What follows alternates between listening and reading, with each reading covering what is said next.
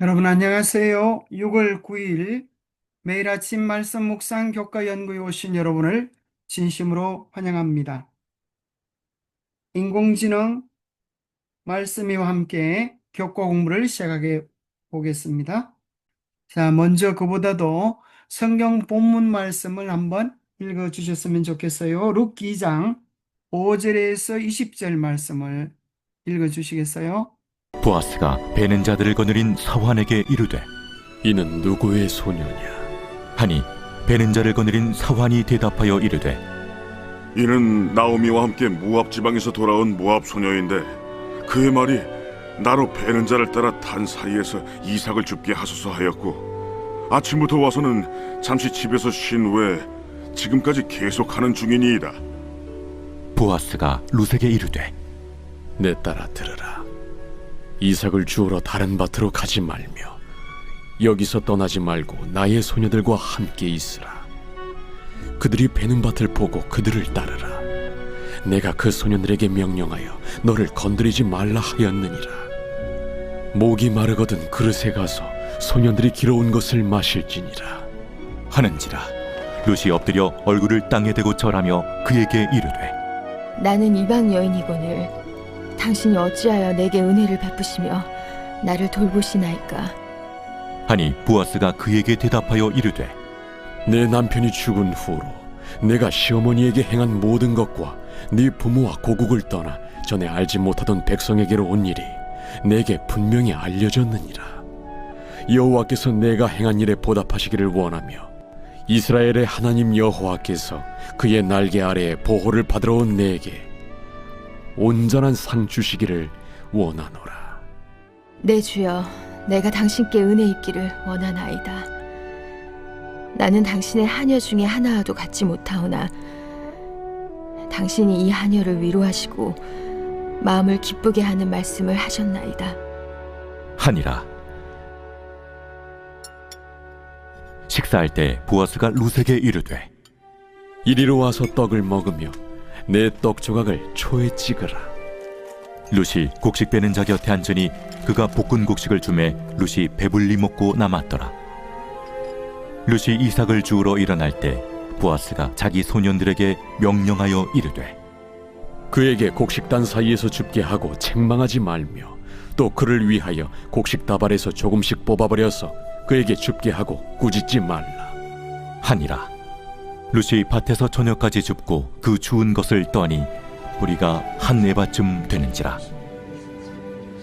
그것을 가지고 성읍에 들어가서 시어머니에게 그 주운 것을 보이고 그가 배불리 먹고 남긴 것을 내어 시어머니에게 드리매 시어머니가 그에게 이르되 오늘 어디서 주웠느냐?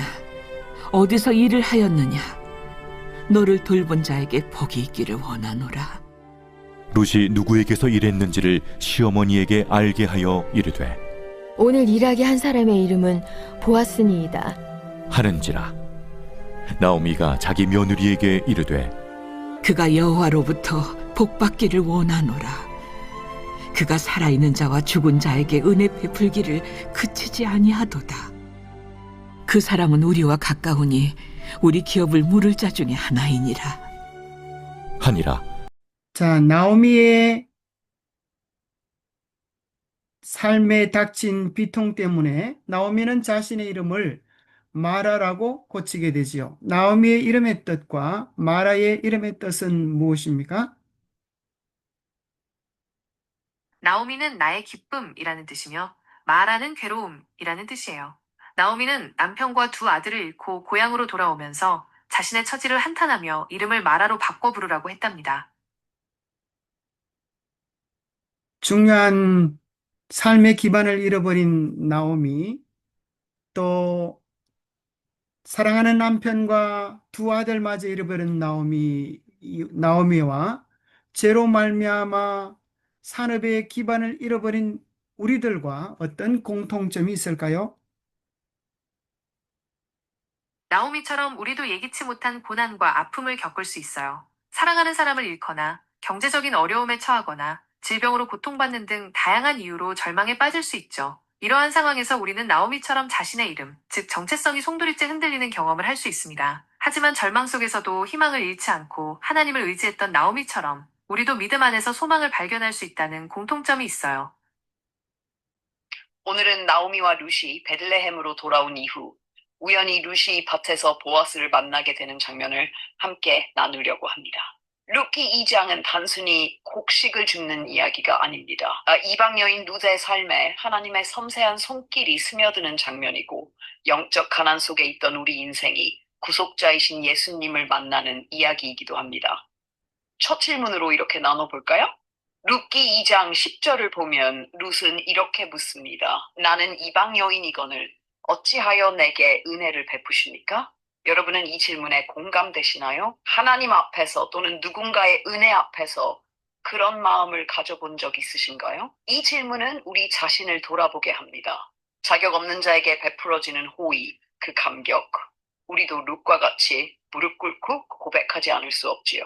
또 이어서 이런 질문도 던져볼 수 있겠습니다. 보아스는 룻에게 왜 특별한 관심을 보였을까요? 보아스는 룻의 과거를 알고 있었습니다.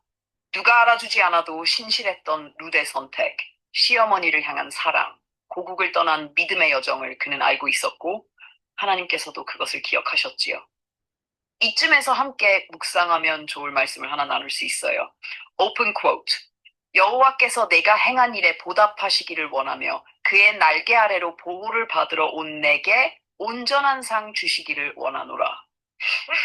여기서 하나님의 날개 아래 피하는 이미지가 너무 따뜻하죠. 마치 새가 어린 새끼를 품듯 하나님은 이방 여인 룻도 품으시고 기억하십니다. 여러분, 오늘 우리는 룻기 2장의 이야기를 함께 묵상하고 있습니다. 특히 나오미의 비통한 고백에서 시작되는 이 참 깊은 울림을 줍니다. 이제는 나를 나오미라 부르지 말고 말하라 하라. 전능자가 나를 심히 괴롭게 하셨다. 룻기 1장 20절 말씀이지요. 나오미는 말 그대로 삶의 모든 것을 잃었습니다. 남편도 두 아들도 잃고 외국 땅에서 돌아와야 했습니다. 자신이 과거에 누렸던 기쁨이나 평안은 사라지고 이름마저 바꿔야 할 만큼 쓴 현실을 마주한 거죠. 그런데 말입니다. 이런 나오미의 모습은 죄로 인해 하늘의 유업을 잃어버린 우리 인생의 자화상과 참 많이 닮아 있습니다. 에덴에서 시작된 그 찬란한 사랑과 교제가 죄로 인해 끊어졌고 그 이후 인류는 생명의 뿌리에서 떠나 버려진 들판을 떠도는 나그네와 같은 신세가 되어 버렸습니다. 우리는 가끔 그런 생각이 들죠. 어쩌다가 내 인생이 이렇게 되었을까? 나오미처럼 우리도 때때로 하나님께 돌아가지만 마음은 마라처럼 쓰고 공허할 때가 많습니다. 하지만 오늘 말씀에서 놀라운 반전이 시작됩니다. 룻이 보아스를 만나게 되고 그 작은 만남은 단지 생계의 문제가 해결되는 사건이 아닙니다. 하나님의 구속의 섭리가 아주 조용히 그러나 분명하게 움직이고 있다는 증거지요. 우리가 죄로 인해 하늘의 행복을 잃었을지라도 하나님은 결코 우리를 잊지 않으셨습니다. 나오미가 보아스의 존재를 알게 되었을 때 그가 여호와로부터 복받기를 원하노라 하고 외친 그 감격은 바로 잃어버린 줄 알았던 소망이 다시 살아나는 순간입니다. 사랑하는 여러분, 이 세상에서 우리가 처한 현실이 마라처럼 쓰게 느껴질지라도 하나님의 구속 계획은 지금도 멈추지 않고 우리 삶 가운데서 일하고 계십니다. 보아스를 통해 룻에게 다가가신 하나님은 예수 그리스도를 통해 오늘 우리에게도 똑같이 손 내밀고 계십니다. 그러니 낙심하지 마세요. 하늘 유업을 잊어버렸던 인생도 다시 돌아갈 수 있습니다. 나오미와 룻처럼 우리도 하나님의 은혜 아래에 있는 존재입니다. 예, 정말 보아스는 친절하며 자상한 사람이었네요. 보아스가 맡게 된 역할, 기업 물을 자의 의미는 무엇입니까? 또 그리고 어떤 역할을 하게 되나요? 기업 물을 자는 히브리어로 고엘이라고 하는데 가족의 땅을 되찾고 가난한 가족을 돌보며 억울한 일을 당했을 때 복수해주는 역할을 했어요. 보아스는 나오미의 남편 엘리멜렉의 친족으로서 이 역할을 맡게 되었답니다. 잃어버렸던 기업을 찾아주고 또 대를 잇게 해주는 중대한 역할을 기업 물을 자가 하게 되었네요. 보아스는 어떤 측면에서 우리의 기업을 회복시켜 주실 예수 그리스도의 표상으로 사용되어지고 있나요? 보아스는 룻과 나오미에게 잃어버렸던 기업을 되찾아주고 가문을 이어갈 후손을 볼 수 있게 해줌으로써 큰 기쁨을 안겨주었습니다. 이처럼 예수 그리스도는 우리에게 잃어버렸던 천국의 기업을 회복시켜 주시고 영원한 생명을 주시는 분이시죠. 또한 보아스가 룻을 아내로 맞아들인 것처럼 예수님은 우리를 신부 삼아 영원한 사랑의 관계를 맺으신다는 점에서 보아스는 예수 그리스도의 표상이라고 할 수 있습니다. 보아스는 정말 예수 그리스도의 표상이 될 만한 그런 자격을 갖추고 있네요. 네, 보아스에게서, 맞습니다. 보아스에게서 나타난 그리스도의 모습은 보아스는 룻과 나오미에게 기업을 회복시켜주고 가문을 이을 후손을 주었습니다. 이는 우리에게 영원한 기업을 주시고 하나님의 자녀로 삼아주시는 예수 그리스도를 상징합니다. 또한 보아스가 룻을 아내로 맞이한 것처럼 예수님은 우리를 신부 삼아 영원한 사랑의 관계를 맺으신다는 점에서 그리스도의 표상이라고 할 수 있습니다. 정말 감동적이네요. 과부가 되어버린 그 룻을 아내로 삼아서 영원한 사랑의 대상으로 확증해주는 아름다운 결혼 제도가 사랑을 받을 만한 자격이 없는 우리를 사랑하는 그리스도의 풍성한 사랑을 묘사해 주는데 적절하다고 생각이 됩니다. 영감의 교훈을 제가 읽어드리겠습니다. 결혼 관계는 그리스도와 그의 백성, 곧 그분이 갈바리 희생으로 구속한 자 사이에 존재하는 친밀하고 거룩한 연합을 나타내기 위해 사용된다. 그분은 두려워 말라. 내가 너를 지으신 자는, 이는 너를 지으신 자는 내 남편이시라. 그 이름은 만군의 여호와시며 내 구속자는 이스라엘의 거룩한 자시라. 배역한 자식들아 돌아오라. 나는 너희 남편임이니라. 아가스에서 나의 사랑하는 자는 내게 속하였고 나는 그에게 속하였구나라고 말하는 신부의 음성을 다시 듣는다. 참으로 사랑을 잃어버린 룻, 그러나 보아스의 만남을 통하여 새로운 꿈과 희망과 사랑을 회복하게 되는 것 같습니다. 우리가 아무리 부족하고 연약하고 소중한 것들을 잃어버렸다 할지라도 주님께 나아가기만 하면 주님은 우리의 허물과 죄를 묻지 않으시고 두 팔 벌리며 영원한 사랑의 대상으로 안아주심을 인하여 감사합니다. 보아스를 만남으로 인하여 룻이 잃어버렸던 모든 것들을 회복하게 되었던 것처럼 우리도 예수 그리스도를 만남으로 그 영원한 사랑 속에서 잃어버린 모든 것들을 회복하는 축복된 삶이 되기를 간절히 바랍니다. 기도하겠습니다. 하나님 아버지, 참으로 나오미와 룻처럼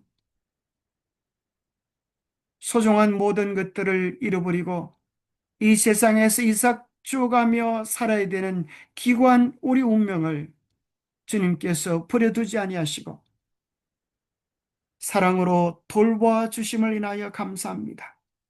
룻을 향한 특별한 관심과 돌봄으로 그의 필요를 채워주었듯 주님께서 때마다 우리의 필요를 채워주시고 놀라운 사랑으로 인도해 주심을 인하여 감사합니다.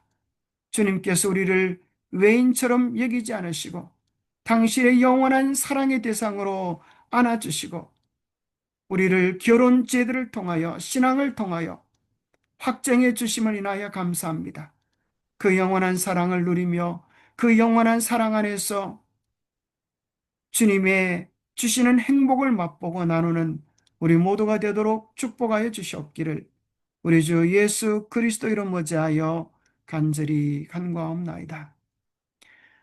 오늘도 예수님의 그 풍성한 사랑 속에서 삶의 기쁨과 즐거움들을 얻게 되시기를 간절히 바랍니다. 감사합니다.